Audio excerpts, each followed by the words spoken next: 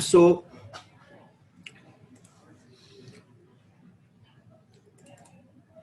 we were talking about the pros and cons of autocratic leadership in an organization. Now the pros is advantage, con is disadvantage. So advantage is that a clear structure is defined, division of labor that can make tasks easier, and the clear definition of employee roles. Sometimes it is important, very much important, but sometimes it may be the reason of disadvantage. Reason of the problems. But as a whole, we will assume that this pros means, this clear definition of employee's role. If it is clearly defined, then it helps. Most of the time, it helps because you know, okay, I have to concentrate on this part only. So let us concentrate on this part, and other part will be taken by some other teams or other people. So in that way, it is advantage. Now disadvantage, cons, what is those? Human behavior is important. You should have some good relation among your colleagues, in your class, your fellows, your classmates. You should have good human behavior, good human relation. But that was overlooked in classical theory. This aspect of good human relation has overlooked in classical theory because it follows autocratic leadership. In autocratic leadership, you don't have much scope of maintaining this because your opinion will not be entertained. You know that.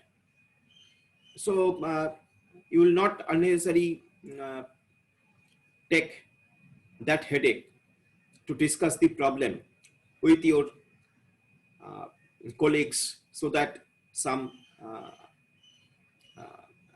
more enhanced solution can be generated. So that thing you will not take that headache because you know whatever your opinion will be, it will not be taken.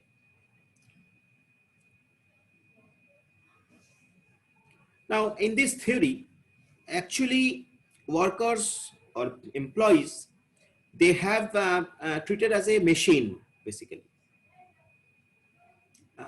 They will be paid and they have to work. They have to work in their specialized area. They will not be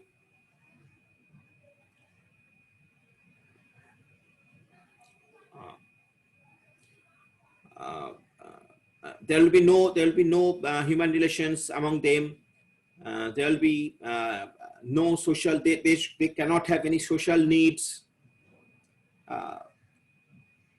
and like that. So basically, in this theory, we found that employees or workers, whatever you say, they are treated as a machine. There is no job satisfaction. They can't have any job satisfaction. All that. That aspect is not taken actually at all.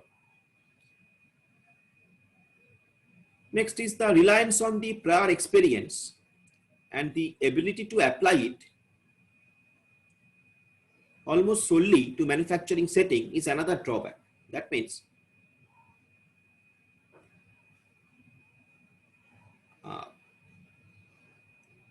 suppose a person who has some prior experience, who has faced the similar kind of problem, and suppose he or she has solved it.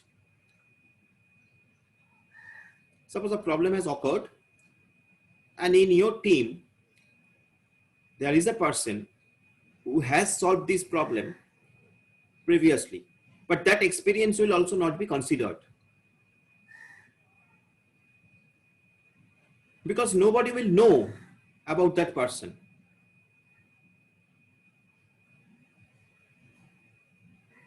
Because there is no human relation, because there is no such scope so that some other guy who can go and tell management, sir, this person has solved it previously, the similar kind of problem, so we can refer to him or her. He or she can tackle it better, handle it better. There is no such scope. So obviously, as a result, the prior experience and application of that experience, so that that person can apply his or her experience to solve the similar kind of problem what he or she has solved previously. There is no such scope. So that is the problem. These are the problems with autocratic leadership, where only a single man army kind of thing.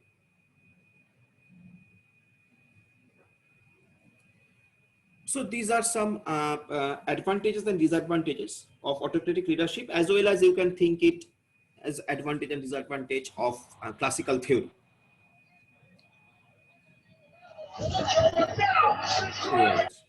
প্রবীণ কুমার যাদব গান শোনাচ্ছে।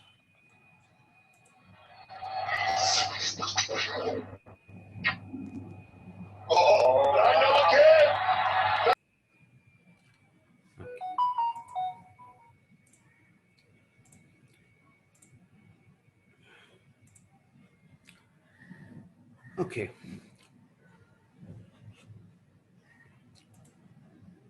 Let us take your attendance.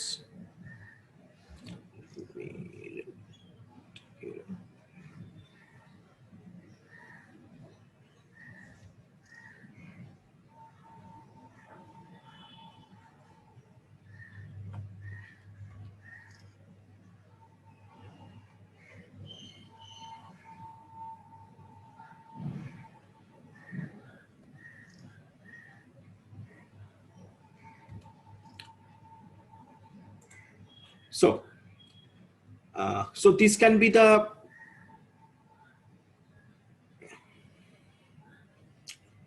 advantages and disadvantages of classical management theory as well. Now the usage. What was the use of this classical management theory? Now, this classical management theory, if you think, it can help us streamline the manufacturing operation. Because let me correct you one thing. That is, classical management theory, it was of that era where industry means there was manufacturing units. Service industry, that concept has not evolved in that way. Service industry means like that right now, like your telecom service, like Vodafone, Airtel, or whatever, this telecom industries, they are service, they are, we can say they are in service industry. Hotel industry, it is hospitality industry, more specifically, it is basically service industry. But another kind of industry is manufacturing industry, where the manufacturing of the different things like automobile industry, like textile industry, these are manufacturing industry. So classical management theory, it belongs to that era when there was industry means mainly manufacturing industry. The concept of service industry, it has evolved later actually. Okay, their service can be an industry. That concept, again, that concept has come much later. So here in classical management theory, we are concentrating on the manufacturing industry mainly. But you can apply it on the service industry as well, that there is no harm. But when it was evolved, there was no such service industry. So the classical management theory can help the manufacturing operations where high productivity is very important. This particular thing can be sorted out by the classical management theory. By the classical management theory, at that time, it was, high productivity in manufacturing industries. It was achieved by classical management theory. That was helpful. Classical management theory was helpful in these things, to make it streamlined, to make it in a, to give it a shape. So that was the usage in the classical management theory. However, when there was a concept of human relations came, motivational factors came. People think about the motivational factors is also a factor in productivity. At that time, this classical management theory, it has started to fail, because classical management theory was not able to address this part, these things like human relations, like motivational factors, like social needs of a person. It has failed at that point. But yes, we can say that nowadays, whatever the management is at whatever stage, classical management theory has given a base, for that. On the basis of the classical management theory, the other theories has evolved a little, obviously. So from that angle, that point of view, we can say that okay, classical management theory provided that base of today's management. So that is basically the classical management theory is all about. Now I will ask you people that at first you say, if you have any doubt, I mean, to understand what is classical management theory is, and then I will ask some other questions also to you. So at first you people say that, students, please say that if you have any doubt in understanding this classical management theory or if you have to say something more on it, or if you have your own opinion on it, you can share that with us. Anybody I'm talking to, I'm telling to anybody. I mean, anybody can share your view, your thoughts and all that. I'm not taking any name. I'm just expecting some people will, obviously you people will have some doubt. You should have some doubt. At first, please clear that doubt, that what is classical management theory is. The basic of classical management theory is that your physical needs and economical needs will be entertained. Other needs like your social needs, like human behavior, human relations, this will be not there. These things were not there. So you say. Sir? Sir বলছি তো এই যে পয়েন্টটা আছে সেই পয়েন্টটা মানে এখনকার যদি আমি এখন বিজনেস ওরিয়েন্ট বিজনেসের প্রসপেক্টটা দেখি, তাহলে এটা কি কিছুটা নেগেটিভ পয়েন্টে যাচ্ছে না? এখন তো বেশিরভাগ হিউম্যান রিলেশনশিপ বা ক্রিয়েটিভিটিটাকেই আমরা বেশিরভাগ তুলে ধরছি বিজনেসের ক্ষেত্রে। Yes, you are right, Shubhajit. You are absolutely right. If we see now our business, the pattern of our businesses, then obviously human relations are the most vital part of it. So that was the failure actually. What you are pointing out, that was the failure of the classical management theory. That in the classical management theory, human behavior, human motivation, these factors was untouched. So from that point, it has started to fail. But the thing is that what we are talking about at that era, you can think, where there was no such service industry, our businesses was not like this, what we get right now, what we are getting right now. So at that time, at that point of time, nobody cares about human relations. Nobody knows about what is human relation. Nobody knows about that. Their sole aim was to get high productivity by the workers, by the laborers. And I should not say, but I'm saying that by exploiting the laborers. I should not use this exploit word, but still it is kind of that kind of thing. There was this kind of concept that I will exploit the labor and I will earn as much as possible. The profit will be maximized in that way. So that was the thinking, and that's why it was the failure. That's why classical management theory has evolved, okay, gradually. But this evolution comes in a gradual way, actually. I mean, years after years, with the changes of concepts in people's mind, this evolution has come. So classical management theory was the basic, actually. Okay, actually, you can think that from classical management theory, people have started to thinking about the management. এর আগে management বলতে কিছু ছিলই না আর কি, মানে people management বলে টার্মটাই, মানে এই টার্মটাই হয়তো শোনেনি, এরকম ব্যাপার। ম্যানেজমেন্ট বলে একটা কিছু হতে পারে, হোয়াট ইজ দ্যাট, সেটা খায় না মাথায় দেয়, people was unaware of that. So from the classical management theory it was started. এবার এই ক্লাসিক্যাল ম্যানেজমেন্ট থিওরির বেসিকটা, মানে এর পেছনে যদি আমরা দেখি, সেটা হচ্ছে ওই রোমান ক্যাথলিক চার্চ বা ওই মিলিটারি অর্গানাইজেশন, ওদের দেখে এই কনসেপ্টটা আস্তে আস্তে আসতে শুরু করে মানুষের মাথায়। So that is the thing. Okay. So obviously, হ্যাঁ বলো। এই থিওরিটা আমি, আমার যতটুকু মানে ধারণা, এই থিওরিটা কি এখনো গভর্নমেন্ট সেক্টরে কি এখনো পর্যন্ত আমার মনে হয় যে এখনো পর্যন্ত ওটা অ্যাপ্লিকেবল করে যাচ্ছে government সেক্টরগুলোতে। That can be a topic of debate at any time. But the thing is that as I told you, that this is the basic theory. So basic theory টা কিছুটা তো থাকবেই। আচ্ছা আচ্ছা। Basic theory টা কিছুটা থাকবেই, but has evolved. Not only this, government organization এও এখন তুমি মানে if you think about the human relations, এখন ব্যাংক ম্যানেজাররাও কিন্তু, গভর্নমেন্ট ব্যাংক ম্যানেজাররাও কিন্তু তোমাকে বাড়িতে ফোন করে মাঝে সাঝে।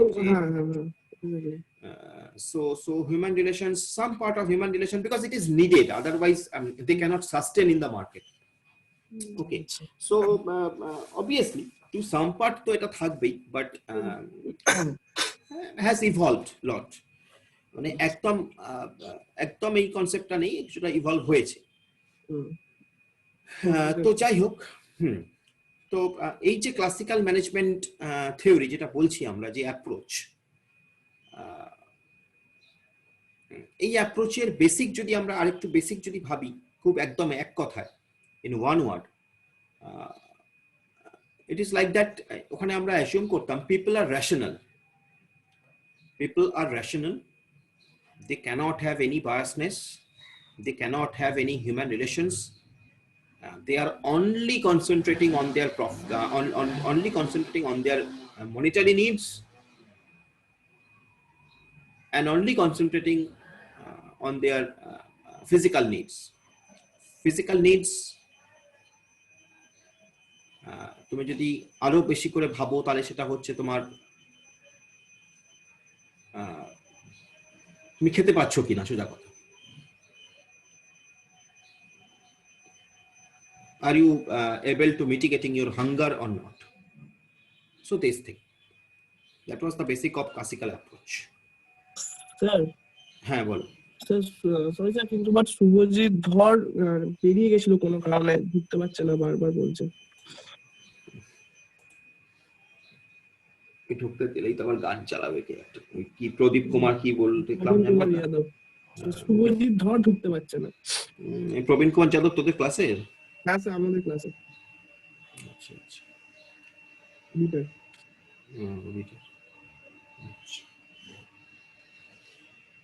Okay, so this classical approach can be subdivided into another 3 approaches.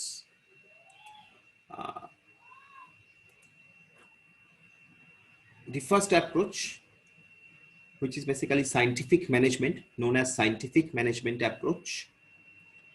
Next approach, which is known as administrative management or administrative principles approach. And third approach, which is bureaucratic approach. So there are 3 approaches of classical management theory: scientific management, administrative management, and bureaucratic management. The scientific management approach, this theory the father of scientific management is known as, the person Frederick Taylor. He is the father of scientific management. Question will come. Frederick Taylor. With him, the Frank and Gilbert, these people are also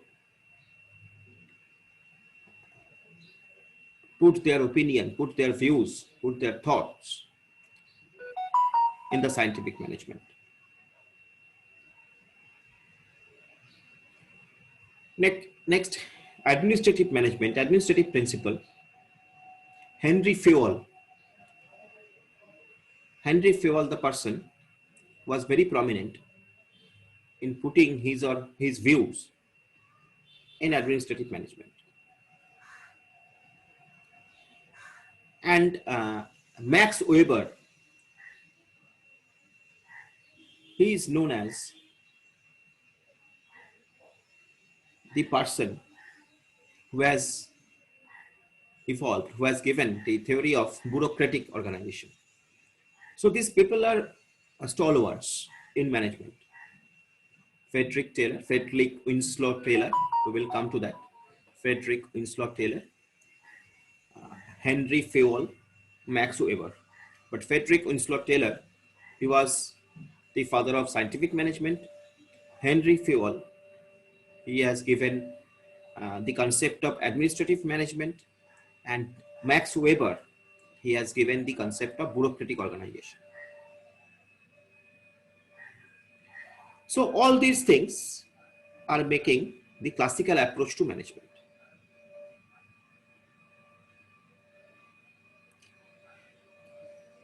Now here it is written, you can see that during the Industrial Revolution, it became obvious that the ways companies operated their businesses and they have to change actually.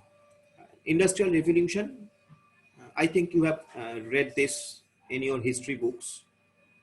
Industrial Revolution has happened at some point of time.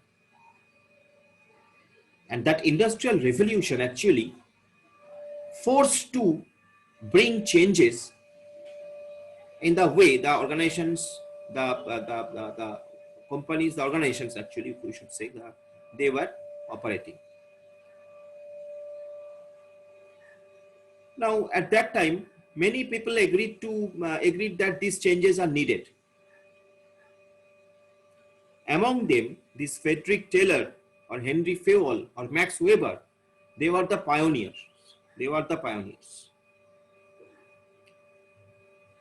And they have provided their own views, their own thinkings, own thoughts on management.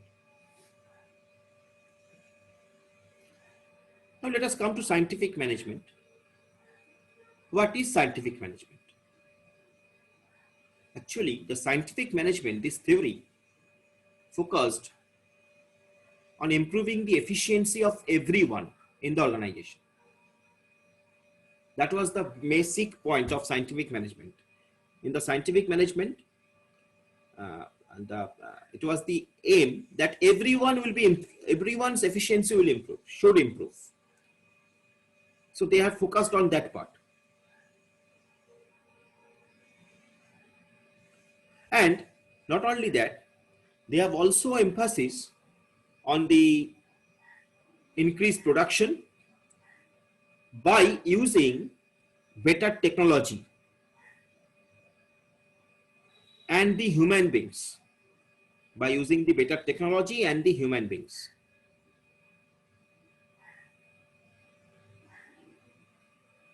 So in the scientific management, the first thing is that we are concentrating, like everybody will improve, everybody's performance should improve, everybody's efficiency will improve. How we can improve it? You can improve it by using better technology, more advanced technologies of that time, obviously. Of that time, we're talking about that industrial revolution and after that era. So by using the intensive technologies and obviously by using the human beings.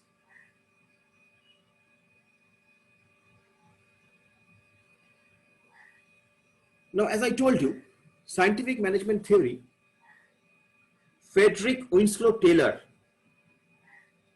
that was the person who has developed and published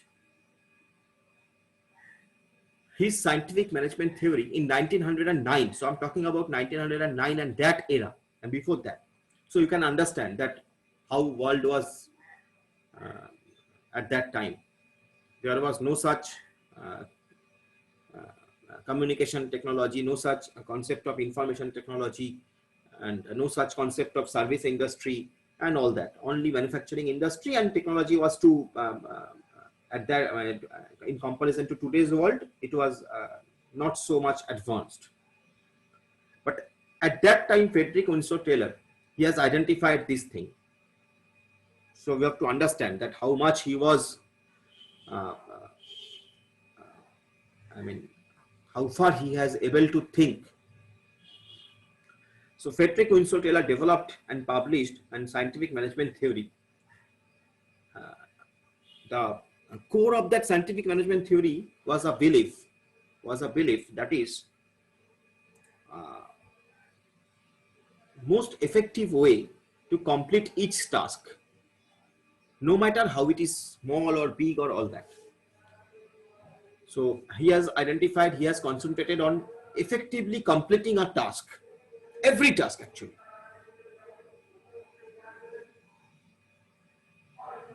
Now at that time, I'm talking about 1900, at that time, it was the concept like manager will give orders to their workers. Only orders will be given. There will be no guidance and at all.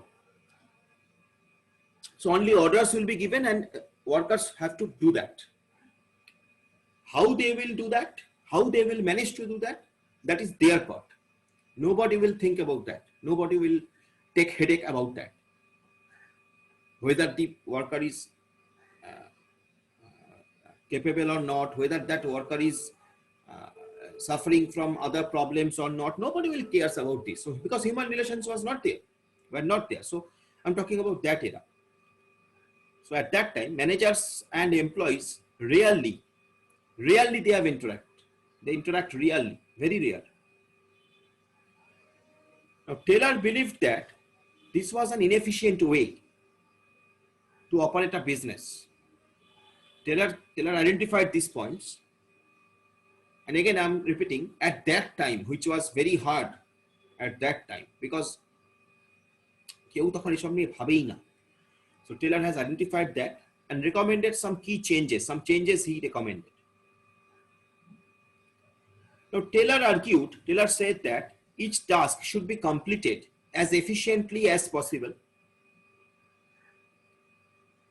In addition, everyone should be assigned a particular job based on their skills and abilities and must be evaluated based on the quantity and quality of their work.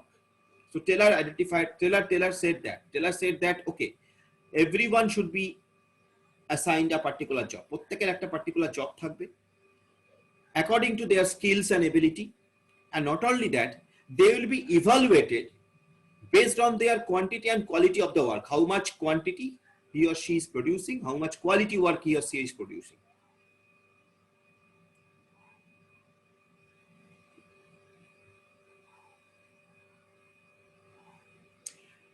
Now, Taylor didn't think about the whether it will be a cost-effective way. I mean, in that way, if employees will be paid, whether it will be a cost-effective thing for the organization or not.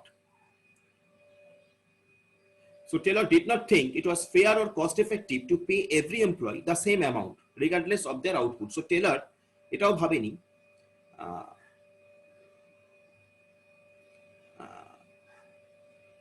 যে প্রত্যেকটা employee তাকে same amount দেওয়া হবে, সে কাজ করুক আর না করুক, বা কতটা কাজ করছে, কেউ 100 করছে, কেউ 10 করছে, উইল বি পেড সেম। টেলার এটাকে সাপোর্ট করেনি। Now this is maybe the common sense. You can think that, sir, whatever you are saying, it is very common right now. Incentive is there, people are evaluated based on their performance. Right now it is common, but think about that era, my students, at 1900. At that time it was very hard to assess. That time it was very hard to implement. এখন তো it is common. তখন it was not so common. তখন it was a first concept is coming that okay, people will be evaluated based on their performance, not generally it will be considered. I mean, person who is working 100 and person who is working 5 will be paid same. তখন তাই হতো. But Taylor didn't support that. Taylor told that it should be changed. So that was the start.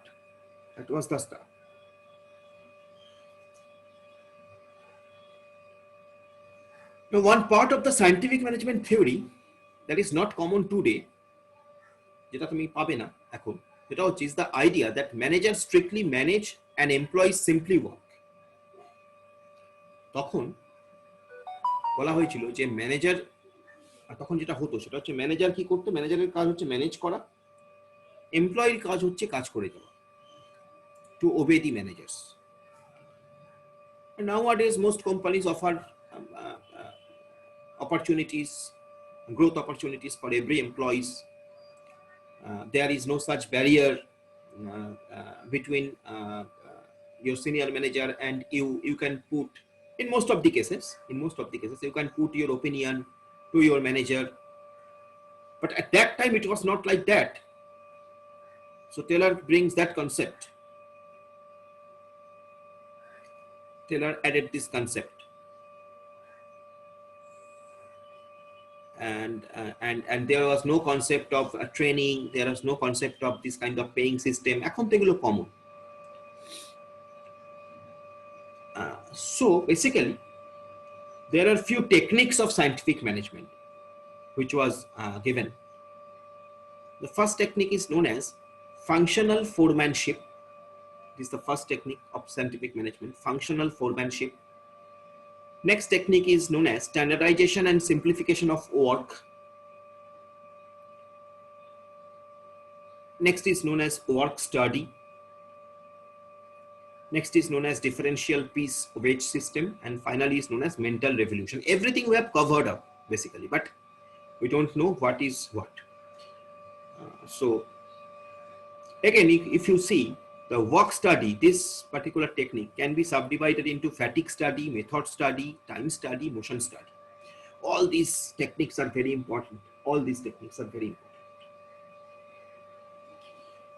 So we will see what are these techniques are. So basically, the major principle of scientific management given by Taylor can be summarized as follows, like separate planning from doing. Plan K separate করছো তোমার কাজের থেকে। Plan একটা জিনিস, সেটাকে follow করে কাজ করা আরেকটা জিনিস। This things basically. Next, the functional foremanship of supervision. Functional foremanship means supervision. সেখানে টেলার বলেছিল 8 supervisors will be required to give directions and instructions in their respective fields. তার মানে প্রত্যেকটা ডিপার্টমেন্টে there will be 8 supervisors. Taylor has said that. That is functional foremanship actually. Okay. It was the theory, my friend. It was the theory which was given by Taylor. So 8 supervisors required to give directions and instructions in their respective fields. It will be needed. Taylor has said that. Next, time, motion and fatigue study. That means how much time you are working, what is your speed of work, whether you are fatigued or not. So these studies shall be used to determine fair amount of work done by each individual worker. তুমি কাজ করতে করতে you are taking some rest, or how much time you are working, what is your product quantity you are producing. So that is the motion, how fast you are work in your working process. So all this will be taken care of for the individual worker. Taylor has said that. Now, improving the working condition and standardizing the tools, period of work, cost of production. your working condition. If your working condition is good, you will perform good, your performance will be better. This concept was given by Taylor. Standardizing the tools. Suppose you are working in a with a tool which is and your competitor is working with much advanced tool. The machine is much more advanced. Who will be in the advantageous? I mean, who will be in the better position? Obviously, your competitor organization, they are working better machines than your organization. So obviously, they will be in a higher position. They will be in a better position. They will produce. They will able to produce much more than your organization. So these things, standardizing the tools. And period of work. This was very important. Period. How much period? How much time you will work? You have to work. 8 ঘন্টা, that concept again, that is changing, right? I mean, এখন আবার এটা change হয়েছে, যাই হোক। So period of work and cost of production, how much cost to produce the item. So this concept. Then again, another very important concept, proper scientific selection. কাকে তুমি কোন job রোলের জন্য সিলেক্ট করছো? Who is selecting for what job role?